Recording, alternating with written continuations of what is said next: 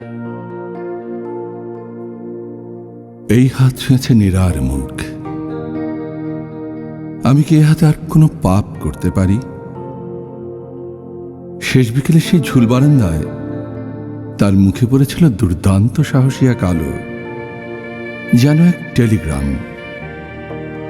মুহূর্তে উন্মুক্ত করে নীরার সুষমা চোখেও ভ্রুতে মেশা হাসি, নাকি অফ্রবিন্দু। তখন সে যুবতীকে খুকি বলে ডাকতে ইচ্ছা হয়। আমি ডান হাত তুলি, পুরুষ পাঞ্জার দিকে মনে মনে বলি, যোগ্য হও, যোগ্য হয়ে ওঠো, ছুঁয়ে দিই নীরার চিবুক। এই হাত ছুঁয়েছে নীরার মুখ। আমি কি হাতে আর কোনদিন পাপ করতে পারি? এই ওষ্ঠ বলেছে নীরাকে ভালোবাসি।